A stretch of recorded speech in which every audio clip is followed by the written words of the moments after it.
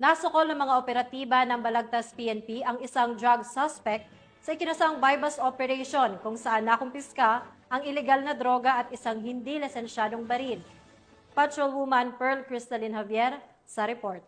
Ito ng operatiba ng Baliwag City Police Station ang dalawang lalaki sa isinagawang buy-bust operation sa Barangay Tangos, lungsod ng Baliwag, Bulacan. Kinilala ni Police Major Mark Anthony L. San Pedro, hepe ng Balagtas Municipal Police Station, ang suspect na si alias Christian, 32 anyos, residente ng Northville 6 sa nasabing barangay.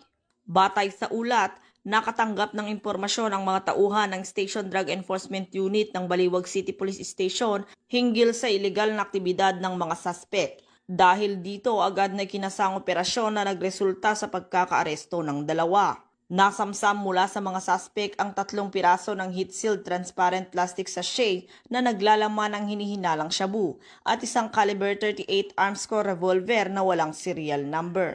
Kasalukuyang nasa kustodiya ng otoridad ang mga suspect at nahaharap sa kasong paglabag sa RA 10591 o Comprehensive Firearms and Ammunition Act at Section 5 and 11 ng RA 9165 o Comprehensive Dangerous Drugs Act of 2002. Ayon kay Police Colonel Angel L. Garciliano, Provincial Director ng Bulacan Police Provincial Office, ang tagumpay ng operasyon ay patunay ng patuloy na dedikasyon ng kapulisan sa paglilinis ng lalawigan laban sa ilegal na droga at mga lumalabag sa batas.